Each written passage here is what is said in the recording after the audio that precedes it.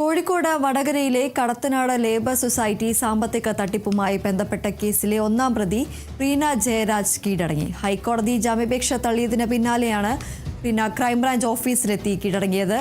Riyas K M ചേരുന്നു വിവരങ്ങളുമായി. റിയാസ്, എന്തായാലും ഈ കേസിൽ ഇപ്പോൾ ഒന്നാം പ്രതി കീഴടങ്ങിയിരിക്കുകയാണ്. എന്തൊക്കെയാണ് മറ്റു വിവരങ്ങൾ? ഏറെ വിവാദം സൃഷ്ടിച്ച ഒരു കേസാണ് വടകര കടത്തനാട് ലേബർ സൊസൈറ്റി തട്ടിപ്പ് കേസ്. ഇതിലെ ഒന്നാം പ്രതിയാണ് ഈ സൊസൈറ്റിയുടെ സെക്രട്ടറി കൂടിയായിട്ടുള്ള റീന ജയരാജ്. അവരാണ് ഇപ്പോൾ വടകരയിലുള്ള ക്രൈംബ്രാഞ്ച് ഓഫീസിലെത്തി 10:30 കീഴടങ്ങുന്ന ഒരു സാഹചര്യം ഉണ്ടായിട്ടുള്ളത്.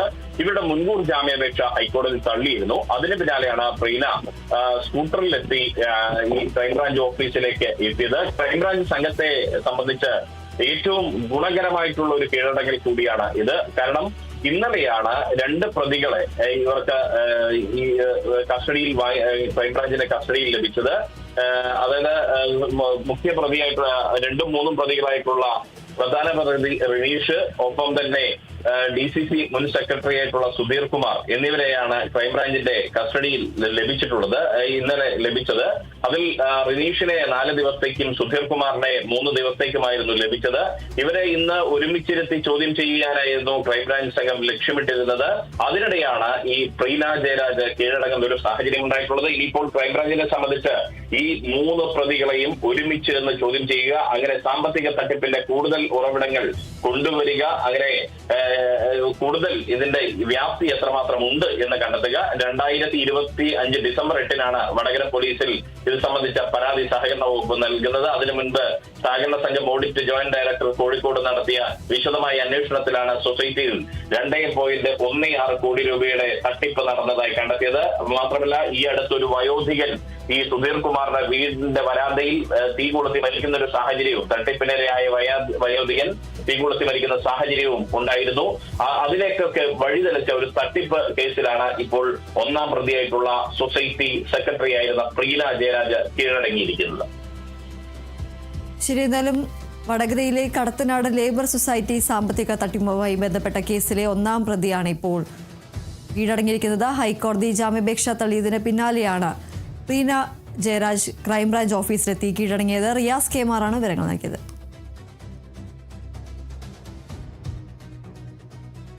കശുവണ്ടി വികസന കോർപ്പറേഷൻ അഴിമതി കേസിൽ വ്യവസായ വകുപ്പ് പ്രിൻസിപ്പൽ സെക്രട്ടറി കെ ബിജുവിനെതിരെയുള്ള കോടതിയലക്ഷ്യ നടപടികളുമായി മുന്നോട്ടു പോകാൻ ഹൈക്കോടതി തീരുമാനിച്ചു. ബിജുവിന്റെ മാപ്പപേക്ഷകൾ തള്ളിയ കോടതി ഈ വിഷയത്തിൽ വിശദമായ ജുഡീഷ്യൽ പരിശോധന ആവശ്യമാണെന്നും വ്യക്തമാക്കി. അതുല്യ ചേരുന്നു വിവരങ്ങളുമായി. അതുല്യ, ഏതായാലും ഇപ്പോൾ വീണ്ടും കെ ബിജുവിനെതിരെയുള്ള കോടതിയലക്ഷ്യ നടപടികളിൽ മുന്നോട്ടു പോകാനാണ് ഇപ്പോൾ ഹൈക്കോടതിയുടെ തീരുമാനം. എന്തൊക്കെയാണ് മറ്റു വിവരങ്ങൾ?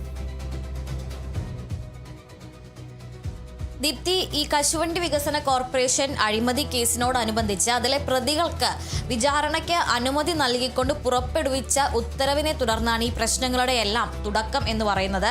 ഈ ഉത്തരവിൽ ഹൈക്കോടതിക്ക് എതിരായ അല്ലെങ്കിൽ ഹൈക്കോടതിയെ അവഹേളിക്കുന്ന തരത്തിലുള്ള പരാമർശങ്ങൾ ഉണ്ട് എന്ന് കാണിച്ചുകൊണ്ടാണ് ഈ വ്യവസായ വകുപ്പ് പ്രിൻസിപ്പൽ സെക്രട്ടറി കെ ബിജു IAS-നെതിരെ കോടതി തന്നെ ഒരു കോടതി അലക്ഷ്യ കേസ് ഫയൽ ചെയ്തത്. ആ കേസിൽ കോടതി ബിജുവിനോട് നേരിട്ട് ഹാജരാകാനും മാപ്പപേക്ഷിക്കാനും ആവശ്യപ്പെട്ടിരുന്നു. അതിലിപ്പോൾ രണ്ടാമത്തെ മാപ്പപേക്ഷയാണ് കഴിഞ്ഞ ദിവസം സമർപ്പിച്ചത്. എന്നാൽ ഈ 2 മാപ്പപേക്ഷകളും തള്ളിയ ഹൈക്കോടതി കോടതി അലക്ഷ്യ നടപടികളുമായി മുന്നോട്ടു പോകാൻ തീരുമാനിക്കുകയായിരുന്നു.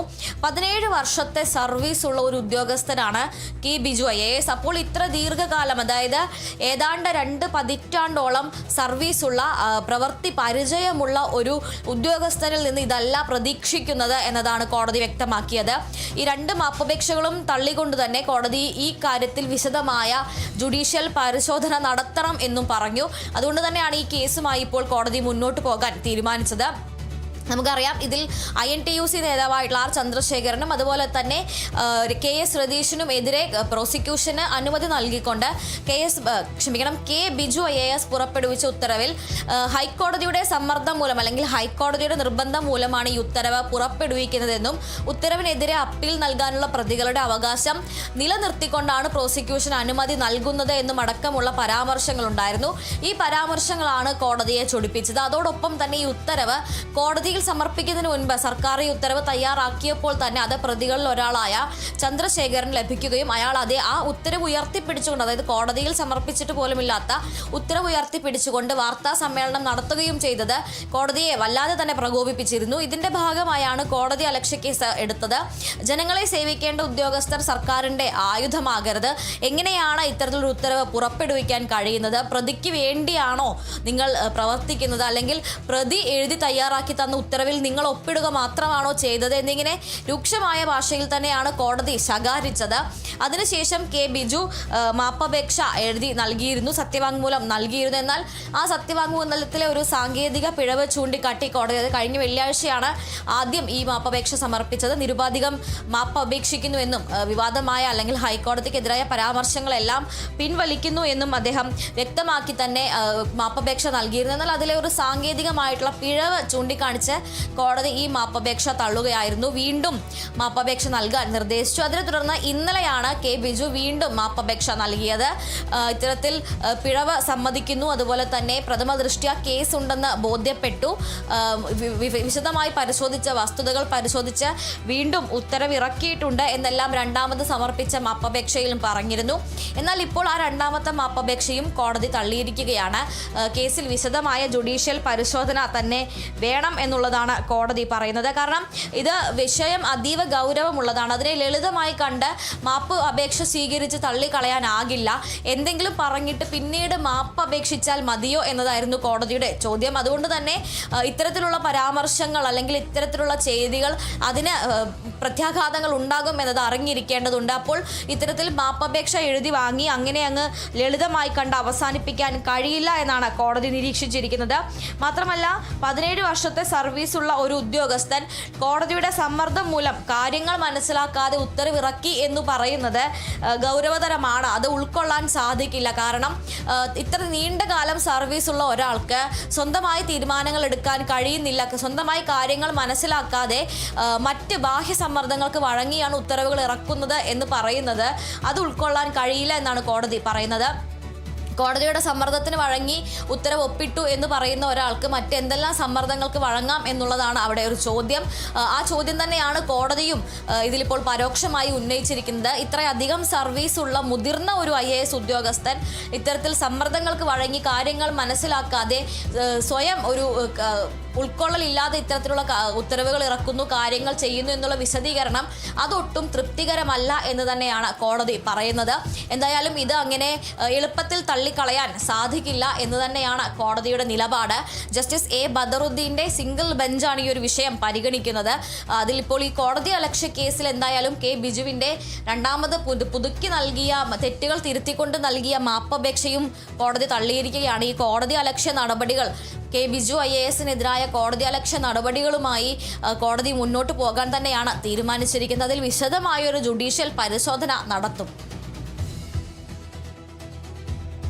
ശരി, എന്തായാലും കശുവണ്ടി വികസന കോർപ്പറേഷൻ അഴിമതി കേസിൽ വ്യവസായ വകുപ്പ് പ്രിൻസിപ്പൽ സെക്രട്ടറിയായ കെ ബിജുവിന് വീണ്ടും തിരിച്ചടി ഉണ്ടായിരിക്കുകയാണ്. കോടതി ലക്ഷ്യ നടപടികളുമായി മുന്നോട്ടു പോകാൻ ഹൈക്കോടതി തീരുമാനിച്ചിരിക്കുകയാണ്. അതുല്യാണ് വിവരങ്ങൾ നൽകിയത്.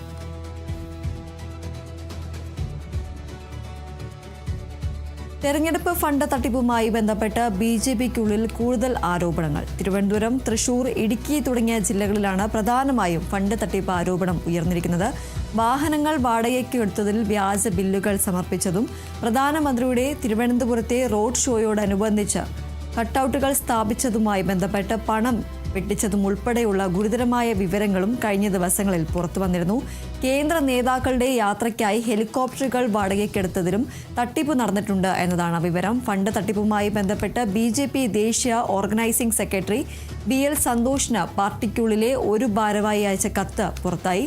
തെരഞ്ഞെടുപ്പ് സാമഗ്രികൾ വാങ്ങിയതിലൂടെ 31 ലക്ഷം രൂപ കമ്മീഷൻ കൈപ്പറ്റിയെന്നും ഹോട്ടൽ മുറികൾ ബുക്ക് ചെയ്തതിലും വാഹന വാടകയിലും വ്യാപക ക്രമക്കേട് നടന്നെന്നും ഈ കത്തിൽ വിശദീകരിക്കുന്നു. നിലവിൽ വിദേശത്തുള്ള സംസ്ഥാന അധ്യക്ഷൻ രാജീവ് ചന്ദ്രശേഖർ മടങ്ങിയെത്തിയ ശേഷം ഒക്ടോബർ 18-ന് ചേരുന്ന കോർ കമ്മിറ്റി യോഗത്തിൽ ഈ വിഷയം ശക്തമായി ഉന്നയിക്കാനാണ് ഒരു വിഭാഗത്തിന്റെ തീരുമാനം.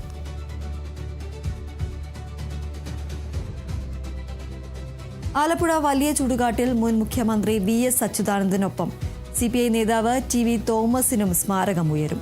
ഇരു പാർട്ടിയുടെയും നേതാക്കൾ നടത്തിയ മാരത്തൺ ചർച്ചകളിലാണ് തീരുമാനമായത്. വലിയ ചുടുകാട്ടിൽ നേതാക്കൾക്ക് പ്രത്യേക സ്മാരകം നിർമ്മിക്കില്ലെന്ന പൊതുധാരണ VS അച്യുതാനന്ദന് സ്മാരകം നിർമ്മിക്കുന്നതിലൂടെ CPIM ലംഘിച്ചെന്ന് CPI ആരോപിച്ചു. തുടർന്ന് പുന്നപ്ര വയലാർ സമരനായകനായ TV തോമസിനും അവിടെ സ്മാരകം വേണമെന്ന ആവശ്യം CPI ഉന്നയിക്കുകയായിരുന്നു. നീണ്ട ചർച്ചകൾക്ക് ശേഷം ഇരു പാർട്ടികളും ഇത് അംഗീകരിച്ചു. രൂപകൽപ്പനയെ ചൊല്ലിയുള്ള തർക്കത്തിനൊടുവിൽ VSന്റെ സ്മാരകത്തിൽ നിന്ന് ചുവർ ഭിത്തി ഒഴിവാക്കാൻ തീരുമാനമായിട്ടുണ്ട്.